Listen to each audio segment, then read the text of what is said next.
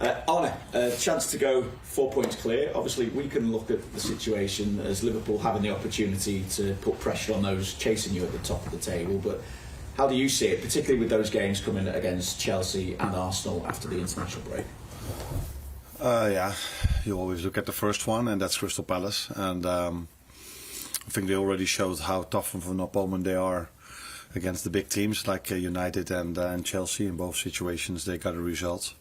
So that's the first game, and that's why it's the most important one and a difficult one for us. 12:30 kickoff after playing that Wednesday evening late in the Champions League.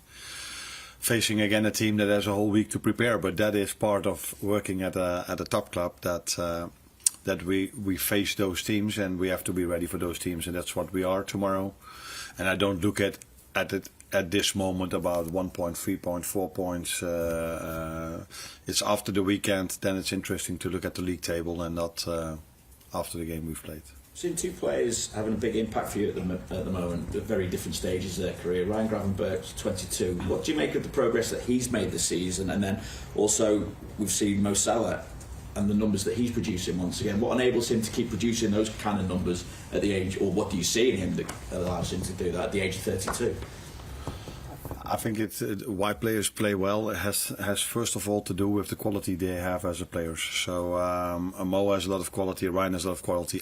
Actually, every player that plays here has a lot of quality. Now it's up to us, and I say us because not only me, my staff, it's also the players, to play in the best possible way as a team, and then individuals will do special things. So it was an unbelievable finish from Mo, but the only reason he got the chance to finish was because alexander-arnold made an overlapping run, and that's why it opened up on the inside. And yeah, if you give that space to Mo, then he can do, and then he can score a special goal. So again, that's about his quality. It's about Ryan's quality, but the amount of time Virgil or Ibu plays balls through to Ryan, where Ryan can turn and then he can play his balls towards all the good attackers we have. That makes it, in my opinion, a team performance, which is really well. And then, yeah, as a result of that, you see individuals playing good also.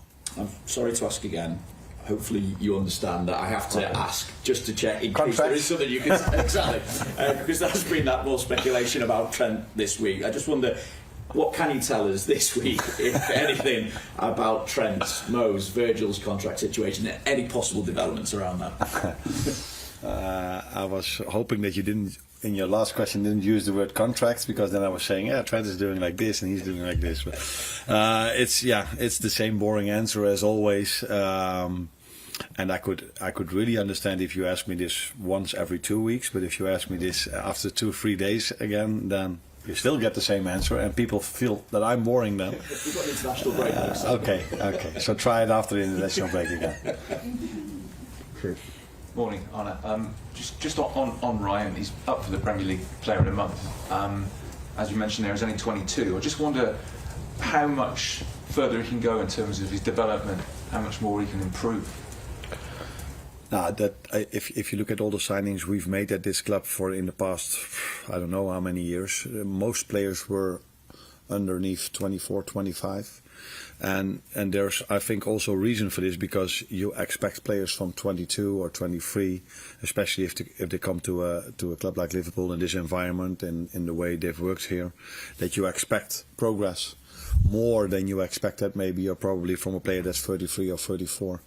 So then it is not that big of a surprise if you bring the qualities like Ryan Gravenberg in, that if you start to work with him, you do the right program and has the teammates that he has, that he can progress, and that's what we are seeing at the moment. Now it's up to him to keep the standards as they are at this moment, and that's a challenge, because he like all the others have to play every 3 days, and that is also a challenge for all of us, but also for him, because he hasn't played a lot of games last season. I think now he already played more 90-minute games than he did in the past 2 seasons.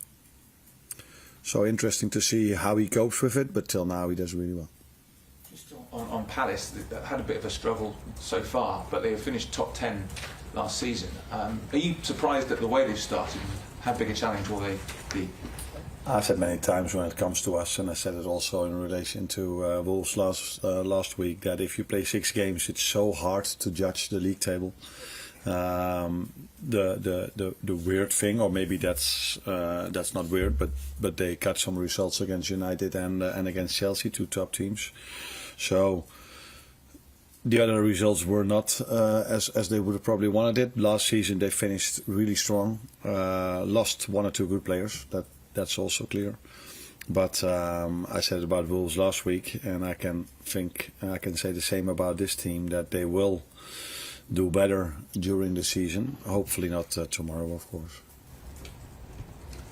With the international break coming up, obviously your only defeat of the season came straight after the last one. Are you a bit concerned about how much your players are playing at the moment? Do you feel that some of them might need their minutes managed while they are away with their national teams?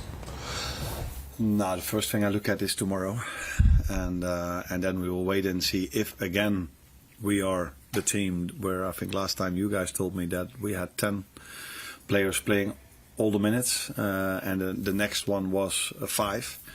I don't know if it's true, but that's what you guys told me. So I have to assume it's true, because journalists always speak the truth, don't they? Absolutely. Yeah. In England they do. So I don't look forward yet towards the games that are coming after the international break. But the difference between this international break and the last one is that this time we play a late kickoff. It's Sunday, and last time we played it Saturday. So it gives us 1 extra day of rest, which is always helpful, especially for the ones that come back with a jet lag from South America. You said on Wednesday that you didn't create a lot of chances for Darwin Nunes. Is it a case of he needs to work a little bit harder to adapt to your style, or maybe do you need to sort of look at his needs and the way he plays and maybe adapt to him a little bit more? It's both. It's both. I think it's the challenge we as a staff always have, to bring the best out of the individuals. So we try to find different ways of positioning Darwin than Diogo, because they are not the same players. So their teammates also adjust to the player they are playing with, and that's also what I as a manager have to do, and also what we are doing. Yes, he didn't score in his last game because he was offside as well. So when we bring him the chances, he's able to score. But unfortunately, we couldn't bring him that much in the position we want to. If I'm completely honest, which I like to be just as a journalist, even Diogo didn't had. I think the most goals we scored come from our wingers till now, and Diogo scored 2 when we played West Ham, and then he played from the 10th position. So maybe it's also for us something to look at, although we score a lot of goals, to bring our striker, if it's Diogo or Darwin, even more in positions to score. Hi Arne. Being top of the table, are you wary about people getting carried away with the start the club have made? No, we're at Liverpool, so players are here used to be on top of the table. So it would be very weird if a player at Liverpool then is all of a sudden with his head in the clouds. Is that also something you say? Okay. So no, that's. But if we don't play well tomorrow, people will probably come up with that instead of saying that Palace did well or we maybe did other things wrong. But I don't see this, and that would definitely not be normal. For 2 reasons. These players are experienced enough to understand the league table after 6 games as well, and the schedule we had compared to some other teams. Second of all, Virgil, Ali, Trent, Robbo, they won the league here. Mo, they won the league here. They won the Champions League here. So for them, it's a nice thing to be on top of the table, but I'm not expecting them to watch their mobile every second of the day, seeing them being top of the table. No. First of all, Arne, it was me who came up with the stat about players in the international break. I can confirm it was definitely true. You mentioned earlier about the 12:30 kickoffs after playing on a Wednesday. Now, the lunchtime kickoffs have been quite a debate for Liverpool for quite some years, but one thing that's not often mentioned is how often Liverpool played away from home. Another stat for you, since 2017-18, this will be the 40th 12:30 kickoff, and 30 of those have been away from home. Now, currently Premier League rules around playing lunchtime after in Europe only kind of govern playing away in the European game. Are you surprised that playing away in the subsequent league game isn't brought into consideration?